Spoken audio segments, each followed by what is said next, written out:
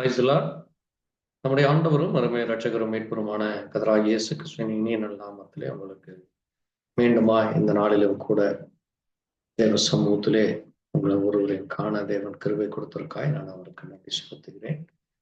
உங்களை ஒருவரையும் இயேசு கிறிஸ்துவின் நாமத்தினாலே வாழ்த்தி இந்த அருமையான நாளுக்குரிய தேவ செய்தியை கேட்க தேவன் நம்ம ஒவ்வொருவருக்கும் கிருபை கொடுத்திருக்காய் நான் அவருக்கு நன்றி செலுத்துகிறேன். இன்றைக்கு வேதத்திலிருந்து ஒரு மிக முக்கியமான ஒரு காரியத்தை குறித்து நாம் இன்றைக்கு தியானிக்க போகிறோம். கடந்த நாட்களிலே நாம் இந்த பூமியிலே பாவத்தை குறித்தும் பாவத்தினுடைய நிலைகள், பாவத்தினுடைய சம்பளம் மரணம் என்றும் அது எப்படி என்று அது குறித்து கடந்த 2 நாட்களாய் அந்த காரியத்தை குறித்து நாம் தியானித்தோம். இன்றைக்கு இன்னும் ஒரு முக்கியமான ஒரு காரியம், அதனோடு சம்பந்தப்பட்ட காரியம். அது தேவன் தன்னுடைய பிள்ளைகளுக்கு கொடுத்த உடன்படிக்கை, கவனன்ட் என்று சொல்லுகிறோமே அல்லது லா என்று சொல்லுகிறோம். அதை குறித்து நாம் இன்றைக்கு தியானிக்க போகிறோம். அதற்கு வேதத்திலிருந்து ஒரு சில வார்த்தைகளை நான் வாசித்து இந்த நாளுக்குரிய செய்தியை அதை குறித்து நாம் தியானிக்கலாம். யாத்ராகம புஸ்தகம் 19ஆம் அதிகாரம் 1 6 வசனம் வரை. இஸ்ரவேல் புத்திரர் எகிப்து தேசத்திலிருந்து புறப்பட்ட 3ஆம் மாதம் 1ஆம் நாளிலே சீனாய் வனாந்தரத்திலே சேர்ந்தார். அவர்கள் ரெமித்தீமிலிருந்து பிரயாணம் புறப்பட்டு சீனாய் வனாந்தரத்திலே சேர்ந்து அந்த வனாந்தரத்தில் பாளையமிறங்கினால் இஸ்ரவேலர் அங்கே மலைக்கு எதிராய் பாளையமிறங்கினார். மோசே தேவனிடத்திற்கு ஏறி போனான். கர்த்தர் மலையிலிருந்து அவனை கூப்பிட்டு, நீ யாக்கோபு வம்சத்தாருக்கு சொல்லவும் இஸ்ரவேல் புத்திரருக்கு அறிவிக்க வேண்டியது என்னவென்றால், நான் எகிப்தியருக்கு செய்ததையும் நான் உங்களை கழுகுகளுடைய செட்டையின் மேல் சுமந்து உங்களை என் அண்டையில் சேர்த்து கொண்டதையும் நீங்கள் கண்டிருக்கிறீர்கள். இப்பொழுது நீங்கள் என் வாக்கை உள்ளபடி கேட்டு என் உடன்படிக்கையை கைக்கொள்வீர்களானால் சகல ஜனங்களிலும் நீங்களே எனக்கு சொந்த சம்பந்தாயிருப்பீர்கள். பூமி எல்லாம் என்னுடையது. நீங்கள் எனக்கு ஆசாரிய ராஜ்யமும் பரிசுத்த ஜாதியுமாய் இருப்பீர்கள் என்று நீ இஸ்ரவேல் புத்திரருடைய சொல்ல வேண்டிய வார்த்தைகள் என்றார் என்பதே. ஆமென். வாசித்த வார்த்தைகளுக்காக நாம் ஒரு நிமிஷம் தேவ சமூகத்திலே கண்களை மூடி ஜெபிக்கலாம். எங்களை நேசிக்கிற எங்கள் நல்ல ஆண்டவரே, கர்த்தராகிய இயேசு கிறிஸ்துவே, இந்த அருமையான நேரத்திலே வாசித்து தியானிக்கிற உடைய சத்திய வார்த்தைகளுக்காக நன்றி செலுத்துகிறோம். ஆண்டவரே, சுமார் 3500 ஆண்டுகளுக்கு முன்பாக நீர் அன்றைக்கு மோசே மூலமாக இஸ்ரவேல் ஜனங்களுக்கு உம்முடைய சொந்த ஜனங்களும் பரிசுத்த ஜாதியும் ஆண்டவரே நீர் ராஜாக்களும் ஆசாரிகளும் ஆக்க விரும்பின அந்த ஜாதிகளை நீர் அவர்களை கழுகளை போல நீர் ஆண்டவரே அங்கே நீர் அவர்களை செட்டையிலே நீர் சுமந்து வந்து ஆண்டவரே நீர் சேர்த்து கொண்டதையும் ஆண்டவரே நீர் அவர்களோடு கூட இருந்து செய்த ஒவ்வொரு அற்புதங்களையும் அதிசயங்களையும் கண்ட அந்த பிள்ளைகளுக்கு ஆண்டவரே மோசே மூலமாக நீர் ஒரு உடன்படிக்கையும் ஒரு கட்டளைகளையும் கற்பனைகளையும் கொடுத்து ஒரு புதிய பிரமாணத்தை கொடுத்து அதை அந்த ஜனங்கள் அதன்படி அங்கே அவர்கள் அதை கேட்டு அதை கை கொண்டு அதன்படி நடக்கும் பொழுது அவர்களுக்கு இந்த பூமியினுடைய நீர் ஒரு உயரிய சம்பத்தை, ஒரு ப்ரீசியஸ் ட்ரெஷரி என்று அதை ஆங்கிலத்திலே வாசிக்கிறோம். அது அற்புதமான ஒரு ஆசீர்வாதமான ஒரு பொக்கிஷமாக இருக்கிறது என்று அங்கே நாங்கள் பார்க்க முடிகிறது. கர்த்தாவே, அப்படிப்பட்டதான ஒரு ஆசீர்வாதம் நிறைந்த ஒரு மனுஷனாலே எண்ண முடியாத ஒரு ஆசீர்வாதங்களை நீர் உம்முடைய பிள்ளைகளுக்கு தருவேன் என்று சொல்லி அதற்காக சில காரியங்களை அந்த ஜனங்கள் கேட்டு அதன்படி நடக்க வேண்டும். அப்படி நடக்கும் பொழுது அவர்கள் இந்த பூமியிலே அவர்களை நீர் ஒரு பெரிய பரிசுத்தமுள்ள ஒரு ஜாதியாய் அந்த ஜனங்களை அங்கே உம்முடைய வார்த்தையின்படி அவர்கள் கேட்டு நடக்கிற பொழுது நீர் அவர்களுக்குரிய அங்கே பெரிதான காரியங்களை எப்படி செய்வேன் என்று நீர் வாக்குத்தத்தம் கொடுக்கிறப்ப அதை இந்த நேரத்தில் தொடர்ந்து தியானித்து இன்றைக்கு நீர் அதே மாறாத தேவனாய் இருக்கிறேன், நான் கர்த்தர், நான் மாறாதவர் என்றும் இயேசு கிறிஸ்து நேற்று இன்றும் என்றும் மாறாதவர் என்று எபிரேயர் 13:8 நாம் வாசிக்கிறோம். இன்றைக்கும் நீர் மாறாத தேவனாய் இருக்கிறீரப்பா. இந்த மாறாத தேவன் உடைய வார்த்தையின்படியாய் இதிலுள்ள ரகசியங்களை, ஆசீர்வாதங்களை எங்களுக்கு அறிந்து கொள்ள, அதை புரிந்து கொள்ள கிருபையத்தான் உடைய கரத்தில் ஒப்புக் கொடுக்கிறோம். எல்லாவற்றையும் இயேசு கிறிஸ்துவினுடைய பரிசுத்த நாமத்திலே ஆமென். கர்த்தர் தாமே உங்களை ஆசீர்வதிப்பாராக. இந்த நேரத்திலே இன்றைக்கு பிரமாணங்கள் அல்லது சட்டம், லா என்று சொல்லுகிற இந்த காரியத்தை தேவன் தன்னுடைய ஜனங்களை அங்கே எகிப்திலே 430 வருஷம் அங்கே அடிமைப்பட்டு இருந்தார்கள். அந்த இஸ்ரவேல் ஜனங்களை அவர் அங்கே எகிப்திலிருந்து புறப்பட பண்ணின 3ஆம் மாதத்திலே அந்த 1ஆம் நாளிலே அவர்களை அங்கே சீனா என்கிற அந்த வனாந்தரத்திலே அந்த மலையிலே அங்கே தன்னுடைய நம்பிக்கைக்குரிய ஒரு தேவ மனுஷனாகிய மோசேயை அழைத்து மோசே இடத்திலே அவர் சொல்லுகிற காரியங்களை தான் இங்கே இந்த அதிகாரம் முழுவதுமாக 20ஆம் அதிகாரத்திலிருந்து நாம் அங்கே வாசிக்க முடிகிறது. அதை தொடர்ந்து லேவியராகும் புஸ்தகத்திலும் ஜனங்கள் எப்படிப்பட்டவர்களாக இருக்க வேண்டும் என்ன என்று அங்கே சொல்லப்பட்டிருக்கு. அதில் மிக முக்கியமான 10 கட்டளைகள் கிறிஸ்தவர்களாகிய எல்லா தேவ ஜனங்களுக்கும் அதை அறிய முடியும். ஏனென்றால் தேவன் ஒருவரே என்றும் அவரை அன்றி வேறே தேவன் இல்லை என்றும் அதற்கொப்பாக எந்த ஒரு வானத்திலாவது பூமியிலாவது தண்ணீரிலாவது வேறு எங்கும் ஒரு சொரூபத்தையோ விக்கிரகத்தையோ உண்டு செய்யக்கூடாது என்றும் அதை பார்த்து வணங்கி அதை நமஸ்கரித்து அது தேவனுக்கு எரிச்சலையும் தேவனுடைய பகைஞர்களுமாக ஆக்குகிறோம். அது மட்டுமல்ல, அது நமக்கும் நம்முடைய அதை அப்படி செய்கிற அந்த பிதாக்களுடைய அங்க அக்கிரமத்தை அந்த 3ஆம் 4ஆம் தலைமுறை மட்டும் அவர் விசாரிக்கிறேன் என்று அங்கே அவர்களை எச்சரிக்கிறார்.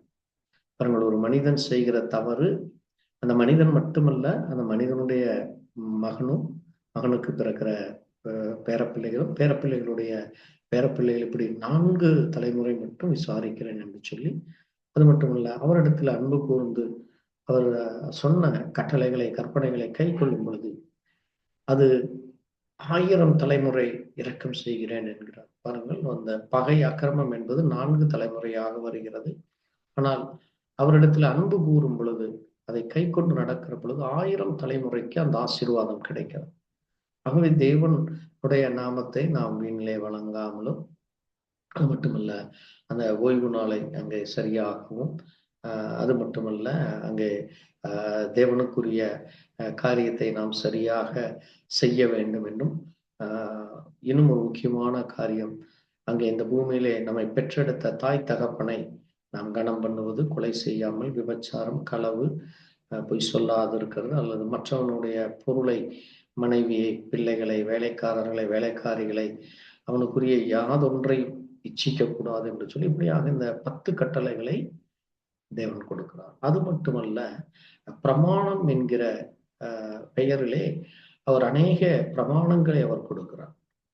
அங்கே சுதேசிக்கும் பரதேசிக்கும் ஒரே பிரமாணம் என்று அங்கே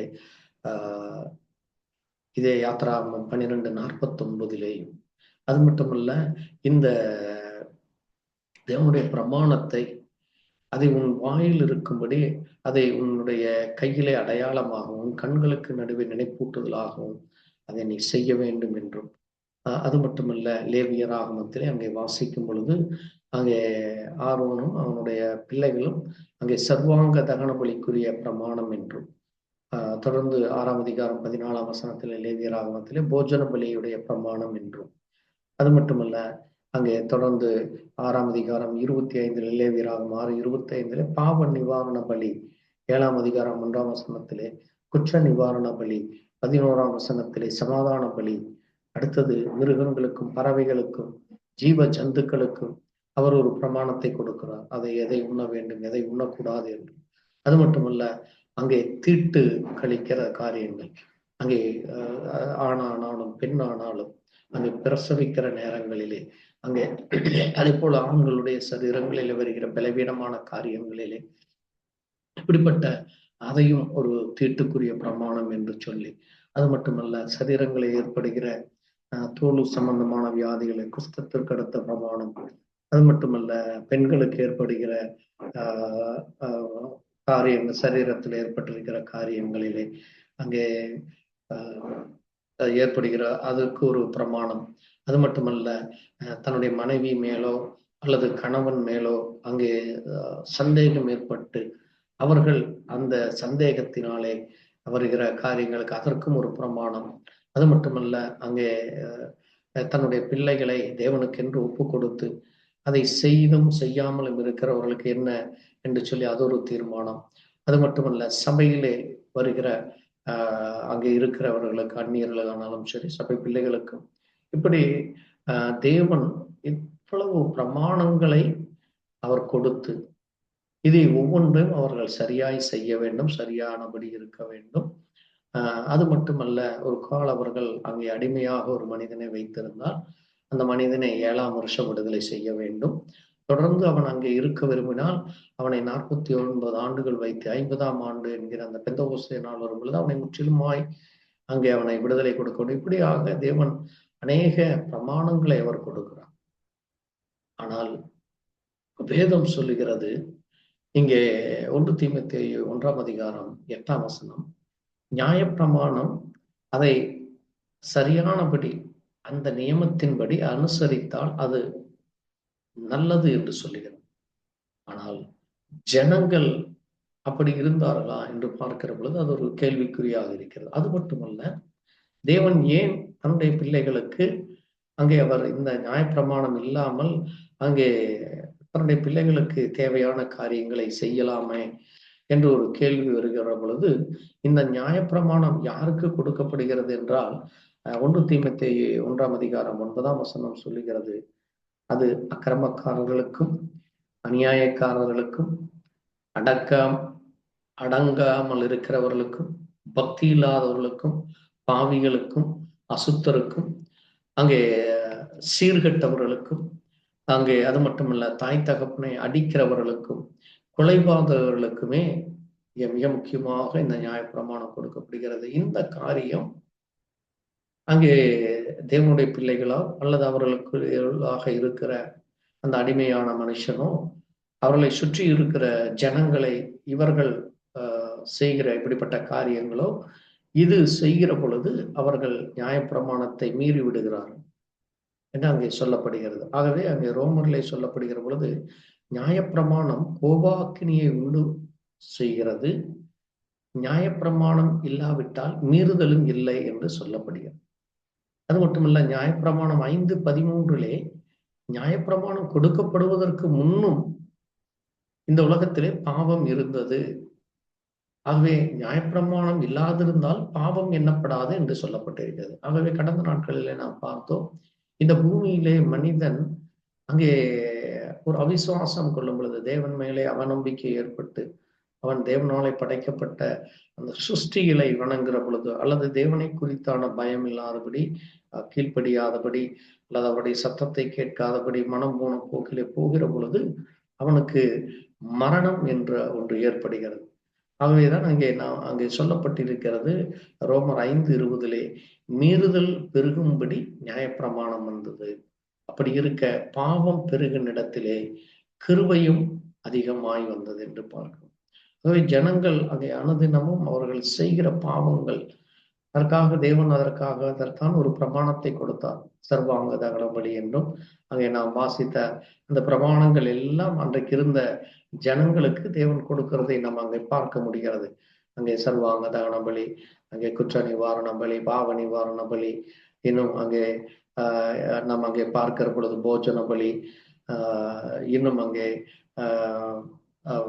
ஆண்களை குறித்தான பலிகள், பெண்களுக்குரிய தீட்டுக்குரிய பலிகள், குஷ்டரோகத்திற்குரிய பலிகள், அடுத்தது சந்தேகப்படுகிறதற்கான ஒரு பிரமாணம், அது மட்டுமல்ல பொருத்தனை செய்து அதை விட்டு விடுகிற காரியங்கள், அதை மீறி நடக்கிற காரியங்கள், இப்படி ஒவ்வொன்றுக்கும் தேவன் ஒவ்வொரு பிரமாணத்தை வைத்து ஒரு சட்டத்தை வைத்து அதன்படி செய்ய வேண்டும் என்று சொல்லுகிற பொழுது ஜனங்கள் அதை மிக கவனமாக கையாளாதபடி அதை ஒரு ட்ரெடிஷனல் என்று சொல்லுகிறபடி அதை செய்து மீண்டும் மீண்டும் அந்த தவறுகளை செய்து அங்கே மறுபடியும் தேவ சமூகத்திலே வந்து தங்களை அங்கே தேவ கரத்திலே ஒப்பு கொடுத்து அங்கே சமாதான பலிகளையும் சர்வாங்க பலிகளையும் செலுத்தி பிறகு சிறிது நாள் ஆனவுடன் மீண்டும் அதே தவறுகளை செய்வது, அல்லது அந்த அந்த குடும்ப தலைவனோ அல்லது அந்த குடும்பத்திலே வேறு யாரும் செய்யாவிட்டால் அவருடைய பிள்ளைகள் அல்லது பேர பிள்ளைகள் இப்படி தவறுகள் செய்வதன் மூலமாக இப்படியாக அந்த சந்ததியானது அங்கே தேவனுக்கு பிரியமில்லாத காரியங்களை செய்து அங்கே தேவனுக்கு எரிச்சல் ஊட்டியதை நாம் அங்கே பார்க்க முடியும். ஆகவேதான் அங்கே நாம் பார்க்கிற பொழுது ரோமர் 7ஆம் அதிகாரத்திலே பவுல் சொல்லுகிறார், நான் விரும்பினதை செய்யாமல் நான் விரும்பாததை செய்கிறது எனக்குள்ளாக இருக்கிற பாவம் என்று சொல்லப்படும். ஆகவே இந்த பாவத்திற்கு நாம் அங்கே 14ஆம் வசனம் சொல்லுகிறது, நாம் பாவத்திற்கு கீழாக விற்கப்பட்டு நாம் மாம்சத்துக்குரிய மனிதனாகிவிட்டோம். ஆகவேதான் தேவனுக்குரிய மனிதனாக இல்லாதபடி ஒரு மாம்ச பிரகாரமான ஒரு சிந்தையுள்ள மனுஷனாக, தேவ சிந்தை இல்லாதபடி அங்கே மாம்சத்தை பிரியப்படுத்துகிறது, அங்கே தன்னை சுற்றி இருக்கிறவர்களை பிரியப்படுத்துகிறது, அல்லது தன்னுடைய விருப்பத்தை செய்வதற்காக அந்த மனிதன் தன்னைத்தானே விற்று போடுகிற அங்கே ஒரு பாவ செயலைக்காக தன்னை விற்று போடுகிற ஒரு அடிமையாக அவன் மாறி விடுகிறதை நாம் அங்கே பார்க்க முடிகிறது. ஆகவேதான் அங்கே ரோமர் 7:7 அங்கே அப்போஸ்தலனாகிய பவுல் கேட்கிறார், நியாயப்பிரமாணம் பாவமா? அப்ப அது பாவம் என்று நம்மை குறிக்கிறதா என்றால், பாவம் என்ன என்று அறிகிற அறிவை நாம் நியாயப்பிரமாணத்தின் மூலமாக அறிந்து கொள்ள முடியும். இப்படி தாய் தகப்பனை நாம் அடிப்பதோ, தாய் தகப்பனை அங்கே நாம் அவர்களை கீழ்ப்படிந்து நடக்காமல் அவர்களை எதிர்த்து நிற்பதோ, அல்லது தேவனுடைய சத்தத்திற்கு எதிர்த்து நிற்பதோ, அல்லது தேவன் எதையெல்லாம் செய்ய வேண்டும், எதை செய்யக்கூடாது என்று சொல்லி விலக்கி வைத்தாரோ அதை மீறி அங்கே கீழ்ப்படியாமையினாலும், அங்கே எதிர்த்து நிற்பதினாலும், துணிகரமாய் செய்வதினாலும், அக்கிரமமாய் செய்வதினாலும், இச்சையோடு செய்வதினாலும், அங்கே அசுத்தத்தோடு அதை செய்வதினாலும் அது தேவனுடைய சமூகத்திலே நாம் செல்ல முடியாதபடி அது நம்மை அங்கே தேவ சமூகத்திலே குன்று போடும்படியாக அது நம்மை அந்த காரியம் செய்து விடுகிறது. ஆகவேதான் அன்றைக்கு அவர்கள் துணிகரமாக செய்கிற பொழுது அங்கே நாம் வாசிக்கிற பொழுது ஒரு காரியம் அங்கே யாத்ராகமம் 21ஆம் அதிகாரத்திலே அவர்கள் அங்கே சொல்லப்பட்டிருக்கிறது. அங்கே யாத்ராகம அதிகாரத்திலே அங்கே கண்ணுக்கு கண், பல்லுக்கு பல், கைக்கு கை, காலுக்கு கால், ஜீவனுக்கு ஜீவன் என்று அங்கே சொல்லுகிறது. ஒரு மனிதனுடைய ஏதாவது தவறி செய்தோ அல்லது வேண்டுமென்றோ ஒரு கையை அவன் வெட்டிவிட்டால் இவனுடைய கையை வெட்டுவது, அல்லது இவனுடைய கண்ணை குத்தி ஏதாவது செய்தால் இவனுடைய கண்ணை, அவனை கொன்று போட்டால் இவனையும் கொன்று போடுவது, இவனை சூடு வைத்தால் அவனையும் சூடு வைப்பது, அவனுக்கு காயம் உண்டாக அடித்தால் இவனையும் காயம் உண்டாக அடிக்கிறது, தழும்புக்கு தழும்பு பழி கொடுக்க வேண்டும் என்று அங்கே 24, 25 வசனத்திலே சொல்லப்பட்டிருக்கிறது. பாருங்கள், அங்கே இந்த நியாயப்பிரமாணமானது அது பதிலுக்கு பதில் செய்யும்படியாக அங்கே மனிதன் பழிக்கு பழி வாங்குவது போல அது தொடர்ந்து அங்கே அந்த பாவமும் அந்த சாபமும் அந்த அடிமைத்தனமும் அந்த அக்கிரமமான செயல்கள் அது நாளுக்கு நாள் அதிகரித்து வருகிறதை அங்கே தொடர்ந்து சுமார் 700 ஆண்டுகள் 1000 ஆண்டுகளுக்கு மேலாக அவர்கள் அதை தொடர்ந்து செய்து கொண்டு வருகிறார்கள். இது தேவனுடைய பார்வையிலே அது சரியானபடியாக இருக்கிறதா என்று பார்க்கும் பொழுது தேவன், ஆகவேதான் அங்கே முதல் வசனத்திலே நாம் வாசிக்கிற பொழுது 19ஆம் அதிகாரத்திலே, நான் சொன்னதை என் வாக்கை உள்ளபடி கேட்டு என்ன உள்ளதோ, என்ன நான் சொல்ல விரும்புகிறோனோ, எதை நான் மோசேயிடத்திலே அங்கே அந்த கற்பலகையிலே அங்கே நான் உங்களிடத்திலே அங்கே கொடுக்கிற அந்த கட்டளைகளை நீங்கள் கேட்டு அதை சரியானபடி கை கொண்டு அதை நீங்கள் சரியானபடி நிறைவேற்றும் பொழுது, அதை சரியானபடி நீங்கள் நடந்து கொள்ளும் பொழுது நீங்கள் எனக்கு பரிசுத்த ஜாதியாயும் எனக்கு ஆசாரிய ராஜ்யமாயும் என்னுடைய பிள்ளைகளாய் இருப்பீர்கள் என்று அவர் சொல்லுகிறார். ஆனால் இங்கே ஜனங்கள் செய்த காரியமானது அது முற்றிலுமாக தேவனுக்கு பிரியமில்லாத காரியமாக இருக்கிறது. ஆகவேதான் ரோமர் 5:13 சொல்லப்பட்டிருக்கிறது. இந்த உலகத்திலே நியாயப்பிரமாணம் வராததற்கு முன்னும் பாவம் இருந்தது என்று அங்கே நாம் பார்க்கிறோம். ஆகவே தேவன் என்ன செய்கிறார் என்றால், அங்கே ஆண்டவராகிய இயேசு கிறிஸ்துவோ அங்கே இந்த பூமிக்கு தான் குமாரனாக, இயேசு கிறிஸ்து என்ற பெயரிலே அவர் இந்த பூமியிலே குமாரனாக வந்து அங்கே ஒரு முக்கியமான ஒரு காரியத்தை அவர் செய்ய விரும்புகிறார். அதைத்தான் அங்கே நாம் வாசிக்கிற பொழுது மத்தேயு எழுதின நிருபம் 5ஆம் அதிகாரத்திலே 17ஆம் வசனத்திலே அவர் சொல்லும் பொழுது, நியாயப்பிரமாணத்தை ஆகி தீர்க்க தரிசனங்களை ஆகியும் அழிக்கிறதற்கு வந்தேன் என்று எண்ணிக்கொள்ளாதேயுங்கள், அழிக்கிறதற்கல்ல நிறைவேற்றுவதற்கே வந்தேன் என்று சொல்லுகிறார். அவர்கள் இந்த பூமியிலே எந்த மனுஷனும் நியாயப்பிரமாணத்தையும் அங்கே தேவனாலே சொல்லப்பட்ட தீர்க்க தரிசனங்களையும் சரியானபடி செய்து முடிப்பதற்கு இயேசு கிறிஸ்து ஒருவர் அன்றி வேறு ஒருவரும் இல்லை. அதனால்தான் அவர் அங்கே பரிசேயரிடத்திலும் சதுசேயரிடத்திலும் இன்னும் வேத பாரகரிடத்திலும் இன்னும் அங்கே பிரதான ஆசாரியரிடத்திலும் அன்றைக்கு ஆண்ட அங்கே ஏரேதி ராஜாவிடத்திலும் அங்கே பிலாத்துவினிடத்திலும் கொண்டு செல்ல பொழுது அங்கே ஒருவரும் அவரை வேத பிரமாணத்தினுடைய வேத வார்த்தைகளை அங்கே அவர் மீறி நடக்கிறார் என்கிற அந்த வேதத்தை குறித்து, அந்த எழுத்தை குறித்து தான் அவர்கள் குற்றம் சாட்டினார்களே தவிர அவருடைய பேச்சிலோ அவருடைய செய்கையிலோ அவருடைய நடவடிக்கைகளிலோ எந்த ஒரு குற்றமும் காணப்படாதபடி அங்கே அதை சரியானபடி அவர் நிறைவேற்றுகிற ஒரே ஒரு மனிதனாக அவர் இந்த பூமியில இருந்தார். ஆகவேதான் அவர் அதை நான் நிறைவேற்ற வந்தேன், அதை நான் செய்து முடிக்க வந்தேன், நான் அதை அழிப்பதற்கல்ல என்று அங்கே அவர் சொல்லுகிறார். அது மட்டுமல்ல, நாம் அங்கே தொடர்ந்து நாம் இன்னொரு காரியத்தை வாசிக்கும் பொழுது லூக்கா எழுதின சுவிசேஷகத்திலே லூக்கா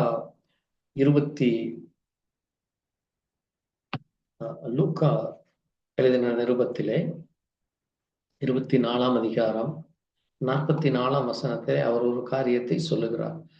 பாருங்கள், அவர் அவர்களை வாங்கி அவர்களுக்கு முன்பாய் புசித்து அவர்களை நோக்கி, மோசேயின் நியாயப்பிரமாணத்திலும் தீர்க்கதரிசிகளின் ஆகமங்களிலும் சங்கீதங்களிலும் என்னை குறித்து எழுதியிருக்கிறவை எல்லாம் நிறைவேற வேண்டியதாயிற்று.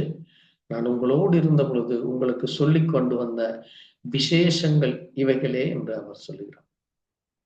பாருங்கள், அவர் மோசேயினுடைய நியாயப்பிரமாணத்திலே என்னென்ன காரியம் சொல்லப்பட்டது, அதுபோல தீர்க்கதரிசிகள் இவரை குறித்து தங்களுடைய அந்த புத்தகத்திலே அந்த ஆகமங்களிலே இவரை குறித்தும், இதுபோல சங்கீதங்களிலே சங்கீதக்காரன் தாவீதும் மற்றும் அநேக சங்கீதக்காரர்கள் அங்கே சொன்ன இயேசு கிறிஸ்துவினுடைய மரணம் எப்படி இருக்கும், அவர் எப்படி இந்த பூமிக்கு வருகிறார், அங்கே எந்த நோக்கத்திற்காய் வருகிறார் என்று எல்லாவற்றையும் அவர் நிறைவேற்ற வேண்டியதாக இருக்கிறது என்று நாம் அங்கே பார்க்கிறோம். ஆகவேதான் அங்கே 46ஆம் வசனம் சொல்லுகிறது, எழுதியிருக்கிறபடி கிறிஸ்து பாடுபடவும் 3ஆம் நாளிலே மரித்தோரில் இருந்து எழுந்திருக்கும் வேண்டியதாக இருந்தது என்று சொல்லுகிறார். ஆகவே இயேசு கிறிஸ்துவானவர் இந்த சாபத்தையும் பாவத்தையும் தன்னுடைய பிள்ளைகளை யாரெல்லாம் அவரை விசுவாசித்து, யாரெல்லாம் அவரை பின்பற்றி, யாரெல்லாம் அவருக்கு உண்மையாக நடக்க விரும்புகிறார்களோ அவர்களை அவர் ஒரு புதிய பிரமாணத்திற்குள்ளாக, ஒரு புதிய ஒரு சட்டத்தை, ஒரு பிரமாணத்தை, ஒரு கிருபையை என்கிற அந்த கிருபையின் பிரமாணத்தை, கிறிஸ்துவின் பிரமாணத்தை தன்னுடைய பிள்ளைகளுக்கு அவர் கொடுக்கிறார். அதைத்தான் நாம் இங்கே பார்க்கிற பொழுது கொலேசியர் எழுதின நிருபத்திலே 2ஆம் அதிகாரத்திலே கொலேசியர் வாசிக்கிறேன். கொலேசியர் 2ஆம் அதிகாரத்திலே 14ஆம் வசனத்திலே அங்கே வாசிக்கிற பொழுது, நமக்கு எதிரடையாகவும் கட்டளைகளால் நமக்கு விரோதமாகவும் இருந்த கையெழுத்தை குலைத்து அதை நடுவில் இராதபடி இழுத்து சிலுவையின் மேல் ஆணி அடித்து துரைத்தனங்களையும் அதிகாரங்களையும் முறித்து கொண்டு வெளியரங்கமான கோலமாக்கி அவைகளின் மேல் சிலுவையிலே வெற்றி சிறந்தார் என்று அங்கே பார்க்கிறோம்.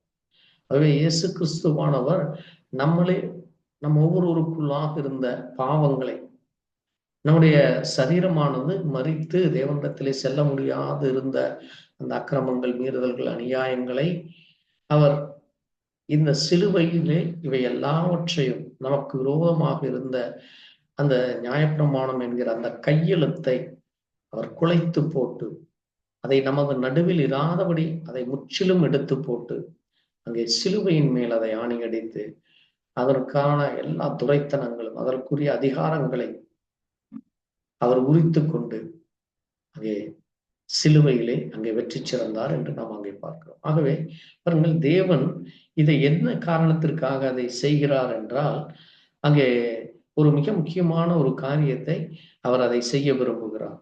ஏனென்றால் பாருங்கள், அங்கே சொல்லப்பட்டிருக்கிற ஒரு வசனம், அது எப்படி தேவன் தன்னுடைய பிள்ளைகளை என்ன காரணத்தினால அவர் அதை செய்கிறார் என்றால், இங்கே மிக முக்கியமாக ஒரு காரியத்தை நாம் அங்கே வாசிக்க முடிகிறது. கலாத்தியர் எழுதின நிருபத்திலே, கலாத்தியர் 6ஆம் அதிகாரத்திலே அங்கே அப்போஸ்தலனாகிய பவுல் சொல்லுகிறது, ஒருவர் பாரத்தை ஒருவர் சுமந்து இப்படியே கிறிஸ்துவனுடைய பிரமாணத்தை நிறைவேற்றுங்கள் என்று சொல்லுகிறார். பாருங்கள், பழைய ஏற்பாட்டிலே அங்கே தேவன் தன்னுடைய பிள்ளைகளை அங்கே ஒருங்கிணைக்கும்படியாக அதை கேட்டு நடந்து கீழ்ப்படிய வேண்டும் என்று சொல்லுகிறார். ஆனால் புதிய ஏற்பாட்டிலே இயேசு கிறிஸ்து ஆனவர் இங்கே அவர் மனுஷனாக வந்து, குமாரனாக வந்து, தேவகுமாரனாக வந்து அங்கே தன்னுடைய சரீரத்திலே இதையெல்லாவற்றையும் ஏற்றுக்கொண்டு நம் ஒவ்வொருவருடைய பாவத்தையும் அவர் சுமந்து தீர்த்து, அங்கே நாம் அவர் எப்படி நம்ம ஒவ்வொருடைய பாவத்தை சுமந்து தீர்த்தாலோ அதை போல இன்றைக்கு தேவனுடைய பிள்ளைகள் என்று சொல்லுகிற நாமும் மற்றவர்களுக்காக நாம் பரிந்து பேசுகிறவர்களாக, மற்றவர்களை அங்கே அவர்கள் செய்கிற தேவனுக்கு பிரியமில்லாத காரியத்திலிருந்து அவர்களை சரியான பாதையிலே அவர்களுக்கு அங்கே தேவனுடைய காரியத்தை குறித்தும் தேவனை குறித்தும் அங்கே ஆவிக்குரிய ரீதியிலாக ஒரு ஆவிக்குரிய ஒரு புதிய மனிதனாக, அந்த சரீர பிரகாரமாக எந்த மனிதனும் தேவனிடத்திலே செல்ல முடியாது. ஆகவே அந்த மனிதனுக்குள்ளே இருக்கிற அந்த உள்ளான மனிதன் அவன் பரிசுத்தப்பட வேண்டும். அந்த உள்ளான மனிதன் முதலாவது சரியாகும் பொழுது அவனுக்குள்ளாக இருக்கிற புறம்பான மனிதன் சரியாக்கப்படுவான் என்று தேவன் அங்கே அதை விரும்புகிறான். ஆகவேதான் நாம் அங்கே வாசிக்கிற பொழுது ஒரு காரியத்தை அங்கே சொல்லுகிறார். ரோமர் 7ஆம் அதிகாரத்திலே வாசிக்கிறேன் பாருங்கள். ரோமர் 7ஆம் அதிகாரத்திலே 6ஆம் வசனத்திலே சொல்லுகிறது, நாம் மாம்சத்துக்குட்பட்டிருந்த காலத்திலே நியாயப்பிரமாணத்திலே தோன்றிய பல இச்சைகள் மரணத்துக்கு ஏதுவான கனிகளை கொடுக்கத்தக்கதாக நம்முடைய அவயங்களிலே பலன் செய்தது. இங்கே நியாயப்பிரமாணம் என்ற ஒரு காலத்திலே இருந்த அந்த ஜனங்களுக்கு, அல்லது இன்றைக்கும் கூட அது ஒவ்வொருவருடைய இருதயத்தில் எழுதப்பட்டிருக்கு. அதனால்தான் அங்கே புறஜாதிகள் இன்றைக்கும் சொல்லுவார்கள், இது நல்லது, இது கெட்டது, பொய் சொல்லக்கூடாது, யாரையும் ஏமாற்றக்கூடாது, யாரையும் கொலை செய்யக்கூடாது, யாரையும் அங்கே திருடக்கூடாது ஒருவனுடைய பொருளை. இப்படியாக அவனுடைய இருதயமானது இன்றைக்கும் பேசிக்கொண்டிருக்கிறது. ஆகவே பிரஜாதிகளுக்குள்ளாக தேவன் இன்றைக்கும் அங்கே அன்றைக்கு இஸ்ரவேலர்களுக்கு எப்படி அவருடைய இருதயத்திலே அவர் எழுதியிருக்கிறார், அதைத்தான் அங்கே நாம் எரேமியாவிலே வாசிக்கிற பொழுது அங்கே அவர் அதை குறித்து பேசுகிறார். எரேமியா புஸ்தகத்திலே நான் அந்த காரியத்தை வாசிக்கிறேன். எரேமியாவிலே எரேமியா 31ஆம் அதிகாரத்திலே 31ஆம் அதிகாரத்திலே அங்கே வாசிக்கிற பொழுது அங்கே தேவன் ஒரு காரியத்தை சொல்லுகிறார். இதோ நாட்கள் வரும் என்று கர்த்தர் சொல்லுகிறார், அப்பொழுது இஸ்ரவேல் குடும்பத்தோடு யூத குடும்பத்தோடு புது உடன்படிக்கையை பண்ணுவேன். நான் அவர்கள் பிதாக்களை எகிப்திலிருந்து அழைத்து வர கைப்பிடித்த நாளிலே அவர்களோடு பண்ணின உடன்படிக்கையின்படி அல்ல, ஏனெனில் நான் அவர்களுக்கு நாயகராய் இருந்தும் அந்த என் உடன்படிக்கையை அவர்கள் மீறி அவமாக்கி போட்டார்களே என்று கர்த்தர் சொல்லுகிறார். அந்த நாட்களுக்கு பிற்பாடு நான் இஸ்ரவேல் குடும்பத்தோடு பண்ணுகிற உடன்படிக்கையாவது, நான் என் நியாயப்பிரமாணத்தை அவர்கள் உள்ளத்திலே வைத்து அதை அவர்கள் இருதயத்திலே எழுதி நான் அவர்கள் தேவனாயிருப்பேன், அவர்கள் என் ஜனமாய் இருப்பார்கள் என்று சொல்லுகிறார் என்று அங்கே சொல்லுகிறார். ஆகவேதான் பாருங்கள், இனி ஒருவனும் தன் அயானை தன் சகோதரனை நோக்கி நான் கர்த்தரை அறிந்து கொள் என்று போதிப்பேன், அவன் சிறுவன் முதல் பெரியவன் நோக்கி எல்லோரும் என்னை அறிந்து கொள்வார் என்று கர்த்தர் சொல்லுகிறார். நான் அவர்கள் அக்கிரமத்தை மன்னித்து அவள் பாவங்களை நீ நினையாதிருப்பேன் என்று அங்கே அவர் சொல்லுகிறார். ஆக பாருங்கள், தேவனுடைய பிள்ளைகள் யார் என்று நமக்கு தெரியாது. ஆகவே நாம் சிறியோர் முதல் பெரியோர் வரை அங்கே கர்த்தரை அறிந்து கொள்ள நாம் இன்றைக்கு போதிப்பது மிக அவசியமாக இருக்கிறது. ஏனென்றால் தேவன் நம்முடைய பாவத்தை மன்னித்தார், நம்முடைய அக்கிரமத்தை மன்னித்தார், நம்முடைய மீறுதலை மன்னித்தார் என்று இன்றைக்கு புறஜாதிகளாகிய நமக்கு தேவன் அந்த கிருபையை கொடுத்திருக்கிறார். ஆனால் இஸ்ரவேல் ஜனங்களுக்கு இனி வரும் நாட்களிலே அங்கே எடுத்துக்கொள்ளப்படுதல் முடிந்த பிறகு அங்கே அந்த உபத்திரவ காலம், அங்கே கொடிய உபத்திரவ காலம் என்ற ஒரு உபத்திரவ காலம் ஏற்பட்ட பிறகு அங்கே தேவன் மீண்டுமாக பிரஜாதிகளிடத்திலிருந்து அவர் மறுபடியுமாக இஸ்ரவேல் ஜனங்களிடத்திலே அவர் திரும்ப செல்லுவேன் என்று அங்கே நாம் ரோமர் எழுதின நிருபம் 11ஆம் அதிகாரத்திலே அதை குறித்து அவர் சொல்லுகிறார். அங்கே நாம் வாசிக்கிற பொழுது ரோமர் 11ஆம் அதிகாரத்திலே 13ஆம் வசனத்திலே அவர் சொல்லுகிற பொழுது, பிரஜாதியராகி நான் உங்களுடனே பேசுகிறேன், பிரஜாதிகளுக்கு நான் அப்போஸ்தலனா இருக்கிறதுனால என்னை இனத்தாருக்குள்ளே நான் பக்தி வேறாக்கத்தை எழுப்பி அவர்களில் சிலரை ரட்சிக்க வேண்டும் என்று என் ஊழியத்தை மேன்மைப்படுத்தேன். அவர்களை தள்ளி விடுதல் உலகத்துக்கு ஒப்புரவுதலாயிருக்க அவர்களை அங்கீகரித்தால் என்னமாயிராது, மரித்தோரிலிருந்து ஜீவன் உண்டாயிருக்கும் அல்லவா என்று சொல்லி அங்கே தேவன் இன்றைக்கு புறஜாதிகளாகிய நமக்கு ஒரு வைராகியத்தை கொடுக்கும்படியாக, அவர்களுக்கும் வைராகியத்தை கொடுக்கும்படியாக, அது மட்டுமல்ல அங்கே 12ஆம் வசனம் சொல்லுகிறது, அவர்களுடைய தவறு, இஸ்ரவேல் புத்திரர்களுடைய தவறு, இஸ்ரவேல் அந்த ஜனங்களுடைய தவறு இந்த உலகத்திற்கு ஐஸ்வர்யத்தை, அவர்களிடத்திலே காணப்பட்ட அந்த குறைவு பிரஜாதிகளாகிய நமக்கு ஐஸ்வர்யம் இருக்கிறது என்று அங்கே சொல்லுகிறார். ஆகவே பாருங்கள், அவர்கள் விழுந்து போகும்படியா அப்படி இடறினார்கள் அல்ல, அவர்களுக்குள்ளே வைராகியத்தை எழுப்பத்தக்கதாக அவர்களுடைய தவறினாலே பிரஜாதிகளுக்கு ரட்சிப்பு கிடைத்தது என்று இங்கே சொல்லப்பட்டது. ஆகவே பிரஜாதிகளாகிய நமக்கு தேவன் ஒரு ரட்சிப்பை, ஒரு கிருபையை, ஒரு இரக்கத்தை, அந்த தேவ அன்பை, ஏனென்றால் அங்கே ஆதியிலே அவர்களுக்கு அந்த அன்பு கிடைத்தது. அவர்களுக்கு அங்கே பாவத்திலிருந்தும் அக்கிரமத்திலிருந்தும் அநியாயத்திலிருந்தும் அவர்களை மீட்டு அங்கே அவர்களுக்கு அவருடைய வார்த்தையின்படி நடக்கிற பொழுது அவர்களுக்கு ஒரு சரியான ஆசீர்வாதத்தை, எண்ணி முடியாத ஆசீர்வாதத்தை, நன்மைகளையும் அவர்களுக்கு கொடுக்கிறேன் என்று சொல்லி அதற்கு அதையும் கொடுத்தார். ஆனால் ஜனங்கள் அதை காப்பாற்றிக் கொள்ளாமல், ஜனங்கள் அதை சரியானபடி அதை அதன்படி நடக்காதபடி அங்கே அவர்கள் இடறி விழுந்து போய், அல்லது அவர்கள் தவறுகளினாலும் அவர்களுக்குள்ளா ஏற்பட்ட அந்த குறைகளினாலும் அது பிரஜாதலாகிய நமக்கு அது கிடைக்கிறது. ஆகவே பாருங்கள், மீண்டுமாய் அங்கே சொல்லப்பட்டிருக்கிறது. அங்கே ஒரு காரியத்தை அவர் சொல்லுகிற பொழுது, இந்த பிரகாரம் இஸ்ரவேலர் எல்லோரும் ரட்சிக்கப்படுவார்கள், மீட்கிறவர் சியோனிலிருந்து வந்து அவபக்தியை யாக்கோபை விட்டு விலக்குவார் என்று சொல்லப்பட்டிருக்கிறது. 25ஆம் வசனத்திலே நான் சொன்ன காரியத்தை மீண்டுமாய் நினைவூட்டுகிறேன். ரோமர் 11:25 மேலும் சகோதரரே, நீங்கள் உங்களையே புத்திமான்கள் என்னாதபடி ஒரு ரகசியத்தை நீங்கள் அறிய வேண்டும். இது பிரஜாதிகளாகிய நமக்கு அவர் சொல்லுகிறார், ஒரு ரகசியம் என்று சொல்லுகிறார். பிரஜாதிகளுடைய நிறைவு உண்டாகும் வரை இஸ்ரவேலிலே ஒரு பங்கு கடினமானதாய் உண்டாயிருக்கும் என்று சொல்கிறார். ஆகவே பிரஜாதிகள் நிறைவு என்று ஒன்று உண்டாக போகிறது. அதைத்தான் நான் சொன்னேன். இன்றைக்கு நாம் கடைசி நாட்களிலே இருந்து கொண்டிருக்கிறோம். கடந்த 2000 ஆண்டுகளாக அங்கே தேவனுடைய வருகைக்காகவும் தேவனுடைய ஜனங்கள் ஆயத்தப்படவும், தேவன் அந்த இஸ்ரவேலர்களை ஆயத்தப்படுத்தவும் அவர் இருந்தார். அங்கே 1944ஆம் ஆண்டு முதல் 47 வரை அவர்கள் அந்த 3 ஆண்டுகளிலே ஆயத்தப்பட்டு அங்கே இஸ்ரவேல் என்கிற தேசத்திற்கு உலகம் எங்கும் சிதறி கிடந்தவர்கள் திரும்ப வந்து அங்கே மீண்டுமாக அவர்களுக்காக ஒரு தேசம் ஒன்று கொடுக்கப்பட்டது, இஸ்ரவேல் தேசம் என்று. இன்றைக்கு அவர்களுக்கென்று ஒரு அங்கே அரசாங்கமும் அவர்களுக்கென்று ஒரு ராஜ்யமும் இன்றைக்கு இருக்கிறது.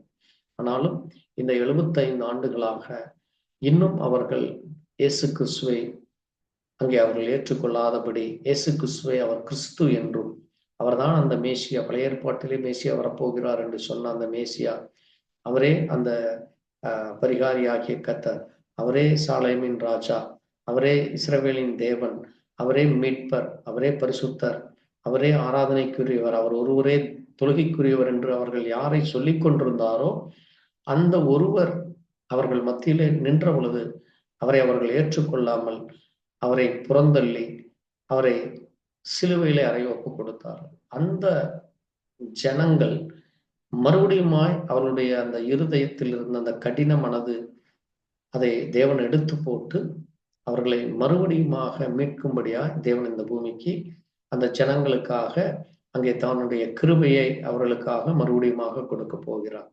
ஆகவேதான் பிரஜாதிகளாகிய நாம் இன்னைக்கு மிகவும் எச்சரிக்கையோடு இருந்து இந்த கடைசி நாட்களிலே தேவன் நம்மை எந்த நோக்கத்திற்காய் அழைத்தாரோ அந்த நோக்கத்தை நாம் நிறைவேற்றுகிறதுக்கு மிகவும் கவனமாக எச்சரிக்கையாக இருக்க வேண்டும். ஏனென்றால் அதே காரியத்தை தான் அன்றைக்கு இஸ்ரவேல் ஜனங்களுக்கும் அப்பொழுது நாம் வாசித்த யாத்திராகமம் 19ஆம் அதிகாரத்தில் அவர் சொல்லுகிறார், நான் சொல்வதை நீங்கள் கவனமாய் கேட்டு அதை கைகொண்டு அதை சென்றடி செய்தீர்களானால் நீங்கள் எனக்கு பரிசுத்த ஜாதியாயும் அசாரிய ராஜாக்களுமாய் இருப்பீர்கள், உங்கள் சம்பத்து அது பெரிதாய் இருக்கும், இந்த பூமி முழுவதும் என்னுடையது என்று சொல்லுகிறார். ஆனால் இன்றைக்கு அங்கே யோவான் எழுதின சுவிசேஷம் 1ஆம் அதிகாரம் 12ஆம் வசனம் சொல்லுகிறது, அங்கே அவருடைய நாமத்தின் மேல் கர்த்தராகிய இயேசு கிறிஸ்து என்கிற நாமத்தின் மேல் விசுவாசம் உள்ளவர்களாய் அவரை ஏற்றுக்கொண்டவர்கள் எத்தனை பேர்கள் அத்தனை பேர்களும் தேவனுடைய பிள்ளைகளாகும்படி அவர்களுக்கு அதிகாரத்தை கொடுக்கிறார். அப்ப தேவன் நமக்கு அந்த அதிகாரத்தை கொடுக்கிறார், தேவனுடைய பிள்ளைகள் என்கிற அதிகாரம். எப்படி அந்த அதிகாரம் அன்றைக்கு இஸ்ரவேலர்களுக்கு கிடைத்ததோ அதே அதிகாரத்தை இந்த பிரஜாதிகளாகிய நமக்கு என் இயேசு எனக்காக இந்த பூமியிலே அவர் தன்னுடைய மகிமையை விட்டு தன்னுடைய மகத்துவத்தை விட்டு எனக்காக இந்த பூமியில இறங்கி வந்து என்னுடைய பாவத்தை, என்னுடைய முன்னோர்கள் பாவத்தை, என்னுடைய சாபத்தை, எனக்கும் என் பிள்ளைகளுக்கும் என் குடும்பத்துக்கும் வர வேண்டிய எல்லா ஆசீர்வாதங்களை நான் இழந்து தவித்து கொண்டிருந்த இவை எல்லாவற்றையும் எனக்கு மீட்டு எனக்கு அதை திரும்பவும் தந்திருக்கிறார். நான் அவரை ஏற்றுக்கொண்டு அவரை நான் விசுவாசிக்கிறேன், இனி நான் பாவம் செய்ய மாட்டேன் என்று சொல்லி நாம் அறிக்கையிட்டு நாம் கர்த்தராகிய இயேசு கிறிஸ்து நாமத்திலே நாம் ஞானஸ்நானம் பெற்றுக்கொள்ளும் பொழுது அங்கே யோவான் 3ஆம் அதிகாரத்திலே இயேசு சொன்ன வண்ணமாக அங்கே ஒரு 2 காரியத்தை அவர் சொல்லுகிறார். யோவான் 3ஆம் அதிகாரத்திலே 3ஆம் வசனத்தில் அவர் சொல்லும் பொழுது, ஒருவன் மறுபடியும் பிறவாவிட்டால் தேவனுடைய ராஜ்யத்தை காண மாட்டான். 5ஆம் வசனத்தில் அவர் சொல்லுகிறார், ஒருவன் ஜலத்தினாலும் ஆவியினாலும் பிறக்க வேண்டும். இந்த ஜலம் என்பது ஞானஸ்நானத்திற்கும், ஆவி என்பது பரிசுத்த ஆவியானவர். தேவனுடைய ஆவியானவர் எப்படி அன்றைக்கு அவர்களோடு கூட அங்கே கழுகின் செட்டை போல அவர்களை பாதுகாத்து வழிநடத்தினாரோ, இன்றைக்கு அவரை ஏற்றுக்கொள்கிற நம் ஒவ்வொருவருக்குள்ளாக அவர் வருகிறார். ஆகவேதான் இயேசு கிறிஸ்து இந்த பூமியை விட்டு மரிக்கிற பொழுது அங்கே அவர் சொன்ன ஒரு மிக முக்கியமான காரியத்தை இந்த யோவான் சுவிசேஷத்திலே நாம் வாசிக்க முடிகிறது. அங்கே அவர் சொல்லுகிற பொழுது யோவான் சுவிசேஷத்திலே 21ஆம் வசனத்திலே அவர் சொல்லுகிறார், பாருங்கள், நான் திரும்ப வருகிறேன், நான் உங்களுக்கு பரிசுத்த ஆவியை நான் தருகிறேன், அங்கே பரிசுத்த ஆவியானவர் அங்கே உங்களை சகல சத்தியத்திற்குள்ளும் வழி நடத்துவார். அது மட்டுமல்ல, அவர் என்னை குறித்தும் நான் யார் என்றும் அவர் உங்களுக்கு விளக்குவார் என்று சொல்லி அவர் தன்னை இந்த பூமியிலே அவர் எப்படி மீண்டுமாய் வரப்போகிறார், பரிசுத்த ஆவியாக வரப்போகிறார், அவர் என்ன செய்ய போகிறார் என்று அங்கே அவர் சொல்லுகிறதை நாம் இங்கே வாசிக்க முடிகிறது. பாருங்கள், ஆகவே பாருங்கள், தேவன் இங்கே நான் வாசிக்கிறேன் அந்த வசனத்தை, யோவான் 16ஆம் அதிகாரத்திலே அங்கே அவர் சொல்லுவது, உங்களுக்கு நன்மை, நான் உங்களுக்கு உண்மையை சொல்லுகிறேன், நான் போகிறது உங்களுக்கு பிரயோஜனமாயிருக்கும், நான் போகாதிருந்தால் தேற்றவாளன் உங்களிடத்தில் வரான், நான் போவேனேயாகில் அவரை உங்களிடத்தில் அனுப்புவேன், அவர் வந்து பாவத்தை குறித்தும் நீதியை குறித்தும் நியாய தீர்ப்பை குறித்தும் உலகத்தை கண்டித்து உணர்த்துவார் என்று அங்கே சொல்லுகிறார். ஆகவே பாருங்கள், இன்றைக்கு பரிசுத்த ஆவியானவர் இன்றைக்கு தேவனுடைய பிள்ளைகளுடைய இருதயத்திலே வந்து இது சரி, இது தவறு, இந்த பாவத்தை செய்யக்கூடாது, இது அநீதியான காரியம், இது நம்மை நியாயம் தீர்த்து விடும், இது நம்மை தேவ சமூகத்தை விட்டு கொன்று போட்டு விடும் என்று சொல்லி இப்படி ஒவ்வொரு காரியத்திலேயும் அங்கே நாம் சரியாக இருக்க வேண்டும், அங்கே சரியாக தேவனுக்கு பிரியமாய் நடந்து கொள்ள வேண்டும் என்று அது நம்மை எச்சரிக்கிறதுக்காக தேவன் நமக்கு கொடுத்தது. அது மட்டுமல்ல, பரிசுத்தாவியானவர் நமக்கு வரும் பொழுது அவர் தேவனுடைய சமாதானத்தை அவர் நமக்கு தருகிறார். ஆகவே அங்கே சொல்லுகிறார்கள் பாரு, நான் உங்களுக்கு சொல்லுகிறேன், அங்கே இந்த உலகம் அங்கே ஒவ்வொரு காரியத்தை செய்து கொள்ளுமானால் நான் உங்களோடு கூட இருந்து நான் என்னுடைய சமாதானத்தை உங்களுக்கு தருகிறேன். அது மட்டுமல்ல, நீங்கள் என் நாமத்திலே வேண்டிக் கொள்வீர்கள், அங்கே நான் உங்களுக்கு அந்த காரியத்தை தருவேன். நீங்கள் என்னை சிநேகித்து என்னை விசுவாசிக்கிற பொழுது நான் உங்களோடு கூட இருந்து இப்படியான காரியங்களை தருவேன் என்று சொல்கிறார். ஆகவே பாருங்கள், சொல்றார், என்னிடத்தில் உங்களுக்கு சமாதானம் உண்டாகி வருட்டு இவைகளை உங்களுக்கு சொல்லுகிறேன் என்று சொல்லுகிறார். ஆகவே தேவன் இந்த பூமியிலே அங்கே மனிதனாக வந்து அங்கே நமக்காக மரித்து உயிர் தெழுந்து இன்றைக்கு அவருக்குள்ளாக இருந்த அந்த பரிசுத்தாவியானவர் இன்றைக்கு நமக்குள்ளாக அவர் அங்கு அனுப்பி இருக்கிறார். அந்த பரிசுத்தாவிக்கு நாம் பிரியமாக நடக்கிற பொழுது தேவன் நம்மை அங்கே அதைத்தான் நாம் இங்கே வாசிக்கிற பொழுது அங்கே ரோமர் 7ஆம் அதிகாரத்திலே அப்போஸ்தலனாகிய பவுல் சொல்லுகிற ஒரு மிக முக்கியமான ஒரு காரியத்தை நாம் வாசிக்க முடிகிறது. பாருங்கள், இப்பொழுது நாம் பழமையான எழுத்தின்படி அல்ல, புதுமையான ஆவியின்படி ஊழியம் செய்யத்தக்கதாக நம்மை கட்டியிருந்த நியாயப்பிரமாணத்துக்கு நாம் மரித்தவர்களாகி அது நின்று விடுதலையாக்கப்பட்டிருக்கிறோம் என்று சொல்லப்படும். ஆகவே இப்பொழுது தேவனுடைய பிள்ளைகள் அங்கே எப்பொழுது இயேசு கிறிஸ்து நமக்காக மரித்தாரோ இப்பொழுது நாம் நியாயப்பிரமாணத்திற்கு அடிமை அல்ல. இப்பொழுது நியாயப்பிரமாணம் சொன்ன அந்த பிரமாணங்களை நாம் அந்தற்காக நாம் அடிமைப்பட்டவர்களோ அல்லது அந்த நியாயப்பிரமாணத்தை அது நம்மை இன்னும் சாபத்திற்குள்ளாக வைத்துக் கொண்டிருக்கிறது என்றல்ல. ஆனால் அதில் சொல்லப்பட்ட மிக முக்கியமான காரியங்களாகிய அது அன்பை குறித்து பேசுகிறது. ஏனென்றால் ஒரு மனிதன் அங்கே உண்மையாகவே தேவனுக்குள் பிறக்கும் பொழுது, தேவனாலே பிறக்கும் பொழுது, அங்கே மறுபிறப்பை அடையும் பொழுது, இந்த பூமியில் இருக்கும் பொழுது அவன் மறுபிறப்பை அடைய வேண்டும், மரித்த பிறகல்ல. ஏன்னா மரித்த மனுஷன் அங்கே தேவனிடத்தில் வர முடியாது. அங்கே இந்த பூமியிலே இருக்கிற பொழுது மட்டுமே நாம் நம்முடைய பாவங்களை நாம் அறிக்கை செய்து, நம்முடைய அக்கிரமங்களை நம்முடைய மீறுதல்களை அறிக்கை செய்து, ஒவ்வொருவரும் அப்படி செய்து அவரை ஏற்றுக்கொண்டு அவர் எனக்காய் மரித்தார் என்று அந்த கன்ஃபஷன் செய்து கொண்டு அந்த பாவம் மன்னிப்பை நாம் அங்கே தேவனிடத்திலிருந்து பெற்றுக்கொள்ளும் பொழுது அது நமக்கு தேவனிடத்திலிருந்து அங்கே தேவனுக்குரிய ஒரு மகனாக நாம் மாறுகிறோம். ஆகவேதான் அது பழமையான எழுத்தின்படி அல்ல, அது நம்மை புதுமையான ஆவியின்படியாக அது ஊழியம் செய்ய அது செய்கிறது என்று சொல்லப்பட்டிருக்கிறது. ஆகவே அங்கே தொடர்ந்து இன்னொரு காரியத்தை கூட அங்கே சொல்லப்பட்டிருக்கிறது. அது பிலிப்பியர் 2ஆம் அதிகாரத்திலே அங்கே பவுல் சொல்லுகிற பொழுது பிலிப்பு 2 அங்கே கிறிஸ்து இயேசுவில் இருந்த சிந்தையே உங்களிலும் இருக்க கடவது என்று சொல்லப்பட்டிருக்கிறது. இயேசு கிறிஸ்துவானவர் எப்படி மற்றவர்களுக்காக, ஜனங்களுக்காக, இந்த உலகத்தில் இருக்கிற ஒவ்வொரு மனிதனுக்காக அவர் பரிதாபப்பட்டாரோ, ஒவ்வொருவரையும் அவர் அன்பு கூர்ந்தாரோ, ஒவ்வொருவரிடத்திலும் அவர் அங்கே தன்னை வெறுமையாக்கி, அதைத்தான் அங்கே 7ஆம் வசனம் சொல்லுகிறார். அவர் தம்மைத்தாமே அங்கே 6ஆம் வசனத்திலே மிக அருமையாக அவர் யார் என்று சொல்லுகிறார். அவர் தேவனுடைய ரூபமாக இருக்கிறார். அவர்தான் தேவன். அவைதான் அவர் தேவனுடைய அந்த ரூபமாக இருக்கிறார். அவர் இந்த பூமியிலே வந்த ஒரு மனிதன். அங்கே இந்த பூமியிலே மனிதனுடைய பாவத்தை மன்னிக்கும்படியாய், மனிதனுடைய பாவத்தை, சாபத்தை அங்கே அவர் ஏற்றுக்கொள்ளும்படியாக இந்த பூமியிலே அவர் மனிதனாக வந்தார். அவர் அங்கே தேவன் என்கிற அந்த சமமாய் இருப்பதை அவர் கொள்ளையாடின பொருளாக எண்ணாமல் அவர் தன்னை முற்றிலுமாய் வெறுத்து ஒரு அடிமையை போல அவர் ரூபம் எடுத்து நம்மை போல ஒரு மனிதனானார்.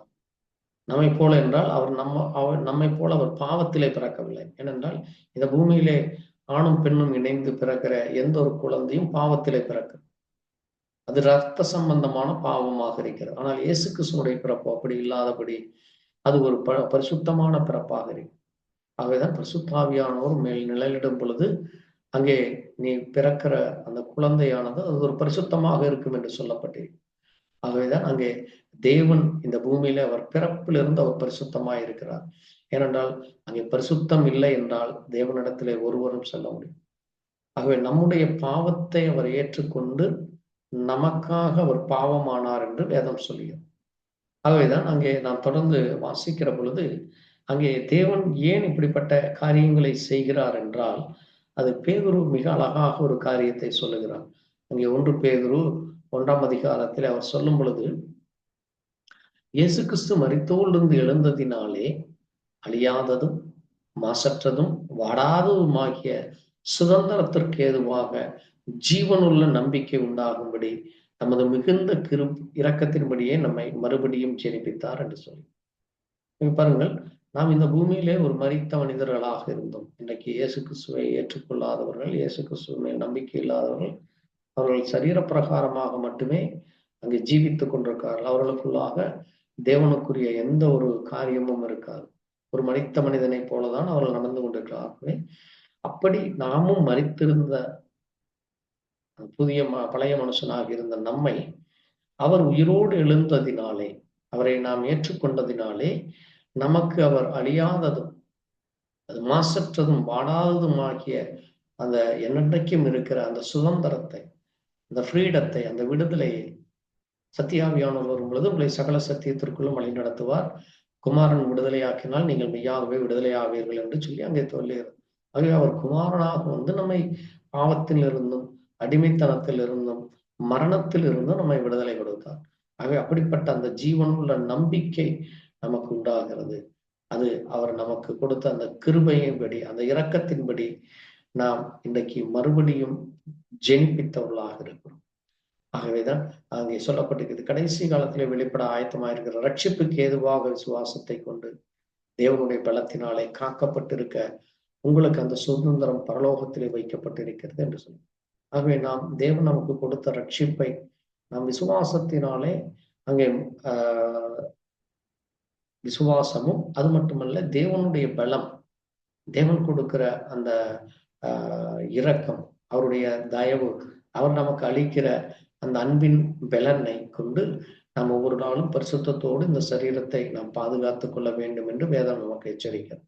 ஆகவே அப்படி நாம் நடக்கிற பொழுது நாம் அங்கே தேவன் நமக்காக வைத்திருக்கிற அந்த சுதந்திரத்தை நாம் பெற்றுக்கொள்ள முடியும். அது மட்டுமல்ல, அங்கே தொடர்ந்து நாம் வாசிக்கிற பொழுது 1 யோவான் 2ஆம் அதிகாரத்திலே அங்கே யோவான் சொல்லுகிற ஒரு முக்கியமான ஒரு காரியமானது 1 யோவான் 2ஆம் அதிகாரம் 3ஆம் வசனத்திலே அவருடைய கற்பனைகளை நாம் கை கொள்ளுகிறதுனால் அவரை அறிந்திருக்கிறோம் என்று அதனாலே அறிவோம். ஆகவே இயேசு கிறிஸ்து அங்கே நமக்கு புதிய கற்பனைகளையும் கட்டளைகளையும் கொடுக்கிறார். என்ன கற்பனை கட்டளை என்றால், என்னில் அன்பு கூறுவது போல பிறனிலும் அன்பு கூறுவாயாக. அங்கே நம்ம ஒவ்வொருவரும் நமக்குள்ளாக அன்பு கூறும். நம்முடைய சரீரத்தை நாம் இப்படி இருக்க வேண்டும், இப்படி நடந்து கொள்ள வேண்டும், இப்படி செய்ய வேண்டும் என்று நம்முடைய சரீரத்தை நாம் ஒரு மிகவும் நேசிக்கிறவர்களா இருக்கிறோம். அதே போல அங்கே நாம் மற்றவர்களையும் அதை போல நாம் நேசிக்க வேண்டியவர்களாக இருக்கிறோம். ஆகவேதான் பாருங்கள், அந்த கற்பனைகளை, அந்த கட்டளைகளை நாம் கை கொண்டு அதை நாம் நடக்கிற வேண்டும். அது நாம் அவரை அறிந்திருக்கிறோம் என்று அறிகிறோம். ஆகவேதான் பாருங்கள், அப்படி அவருடைய வசனத்தை கை கொள்ளும் இடத்தில் தேவ அன்பு மெய்யாகவே பூரணப்பட்டு இருக்கிறது. அவருக்குள் நிலைத்திருக்கிறேன் என்று சொல்லுகிறவன் அவர் நடந்தபடி தானும் நடக்க வேண்டும். எப்படி இயேசு கிறிஸ்து அங்கே தன்னுடைய சரீரத்தை பரிசுத்தமாய் வைத்துக் கொண்டாரோ, உண்மையாயிருந்தாரோ, மற்றவர்களிடத்தில் அன்பு கூர்ந்தாரோ, மற்றவர்களுக்காக அவர் பரிந்து பேசினாரோ, மற்றவர்களுக்காக அவர் இரக்கம் பாராட்டினாரோ, அவர் என்னென்னவெல்லாம் செய்தாரோ அந்தபடி நாமும் அதை செய்ய வேண்டும். அதனால அங்கே அடுத்த வசனம் சொல்லுகிறது, புதிய கற்பனை அல்ல, ஆதி முதல் நீங்கள் பெற்றிருக்கிற பழைய கற்பனைகளையே எழுதுகிறேன் என்று சொல்லுகிறார். ஆகவே தேவன் அங்கே ஒளியிலே இருக்கிறது போல நாமும் ஒளியிலே இருக்க வேண்டும். தன்னுடைய சகோதரனிடத்தில் அன்பு கூறுவன் ஒளியிலே நிலைகின்றிருக்கிறான். தன் சகோதரனை பறக்கிறவன் இருளிலே நடக்கிறான். அந்த இருளானது அவன் கண்களை குருடாக்கி போடும். தான் போகும் இடம் என்னதென்று அவர்களுக்கு அறியாதிருக்கிறது என்று சொல்லப்பட்டிருக்கிறது. ஆகவே நாம் இருளிலே நடக்கிறவர்களை போல் அல்லாதபடி அங்கே ஒளியிலே நடக்கிறவர்களாக இருக்க வேண்டும். ஏனென்றால் இந்த உலகமும், இந்த உலகத்திலே காணப்படுகிற இச்சைகளும் அது ஒளிந்து போய்விடும். தேவனுடைய சித்தத்தின்படி செய்கிறவன் தான் என்றைக்கும் நிலைத்திருப்பான் என்று சொல்லுகிறேன். ஏனென்றால் இந்த உலகத்திலே அங்கே மிக முக்கியமான காரியத்தை குறித்து இங்கே யோவான் பேசுகிறார். மாம்சத்தின் இச்சை, கண்களின் இச்சை, ஜீவனத்தின் பெருமை, இவைகள் எல்லாம் தேவனால் உண்டானவைகள் அல்ல, அது இந்த உலகத்திலே உண்டானது. அது பிசாசானவனுடைய சிந்தை, பிசாசானவனுடைய வீழ்ச்சியினுடைய வெளிப்பாடுதான் இந்த மாம்ச சிந்தை. அங்கே மாம்சத்திலே அங்கே அவன் விளவீனப்பட்டு அங்கே மாம்ச இச்சைகளை கொண்டு அல்லது மாம்ச வெறியை கொண்டு அல்லது அங்கே பொருட்கள் மேல் அங்கே உலகத்திலே காணப்படுகிறதை கொண்டு கண்களினாலும் அல்லது மற்றவர்களை பார்த்து அவர்கள் மேல் பொறாமைப்படுவது, எரிச்சல் அடைவது, கோபப்படுவது, மூர்க்கத்தனம் செய்கிறது, இப்படிப்பட்ட இவைகள் எல்லாம் தேவனிடத்திலிருந்து உண்டானவைகள் அல்ல என்று அங்கே சொல்லுகிறோம். அவர்கள் அப்படிப்பட்டவர்கள் நம்மை விட்டு பிரிந்து போனார்கள். ஏனென்றால் அவர்கள் நம்முடையவர்கள் அல்ல. நம்முடையவர்களா இருந்தால் நம்முடன் நிலைத்திருப்பார்கள். நம்முடையவர்கள் அல்ல என்று வெளிப்படும்படியாகவே பிரிந்து போவார்கள். என்றால் இன்றைக்கு அநேகர் அங்கே தேவனுக்குள்ளாக வர முடியாதபடி, அங்கே தேவனுக்குள்ளாக அங்கே காணாதபடி இருப்பதற்கு இது மிக முக்கியமான ஒரு காரியமாக இருக்கு. ஆகவேதான் நாம் மிகவும் எச்சரிக்கையோடு இருந்து நாம் தேவனுக்கென்று கனி கொடுக்கிறவர்களாக, அங்கே தேவனுக்காக நாம் சத்தியத்தோடு சத்தியத்தை அறிந்து சத்தியத்திலே நாம் நிலைத்திருக்க வேண்டும் என்று அங்கே சொல்லப்பட்டிருக்கிறது. அது மட்டுமல்ல, ரோமர் 6ஆம் அதிகாரத்திலே அப்போஸ்தலனாகிய பவுல் ஒரு காரியத்தை குறித்து சொல்லுகிறார். நான் அதை வாசித்து முடித்து நாம் இந்த செய்தியை கேட்ட செய்திக்காக தேவனுக்கு நன்றி சொல்லுவோம்.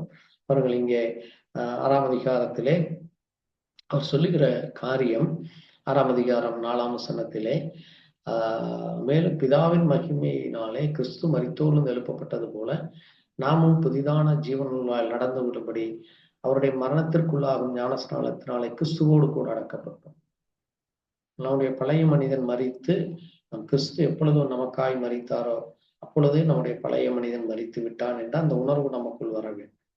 அதனால் இப்பொழுது நாம் மரண சாயல் அவரோடு கூட இணைக்கப்பட்டால் உயிர்த்தெழுதலின் சாயலும் அவரோடு கூட இணைக்கப்பட்டிருக்கும். 7ஆம் வசனம் சொல்கிறது, மரித்தவன் பாவத்துக்கு நீக்கலாக்கி விடுதலையாக்கப்பட்டிருக்கிறான்.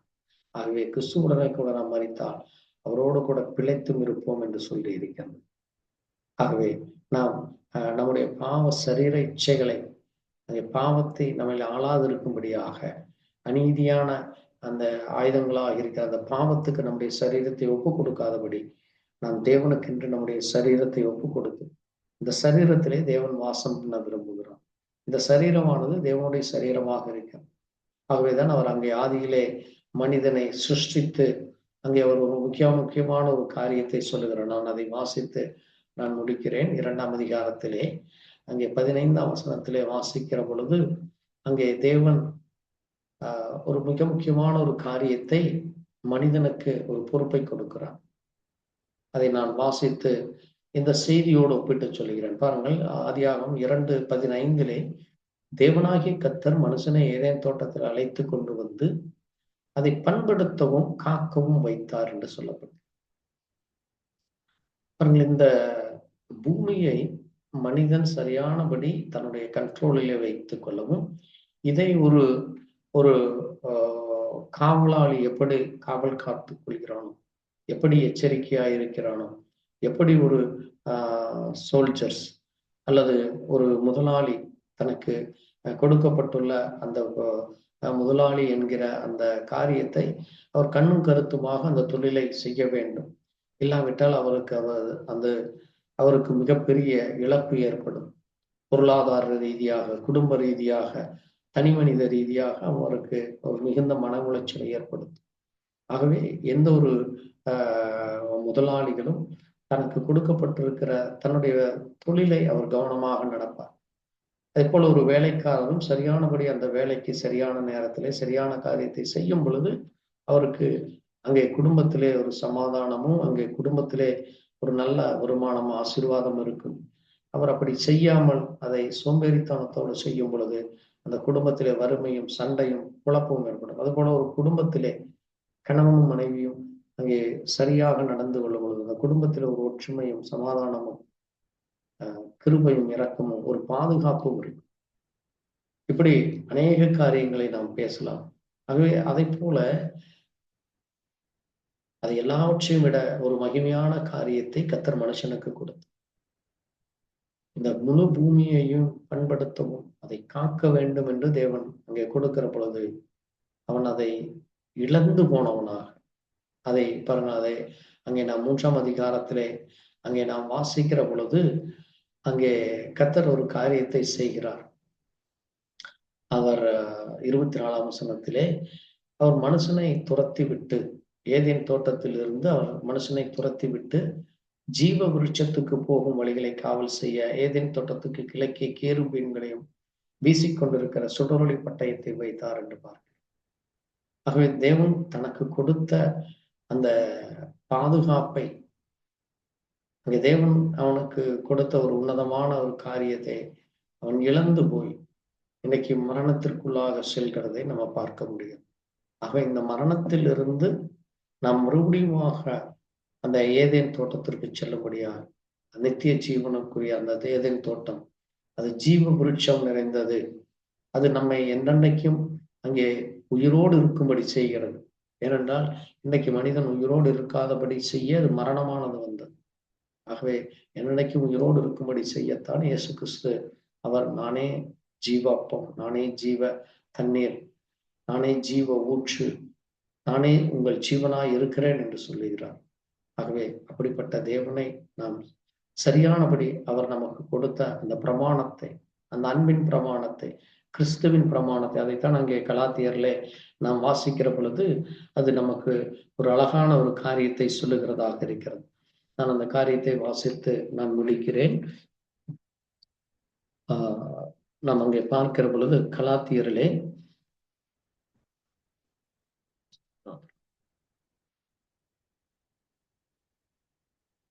கலாத்தியர்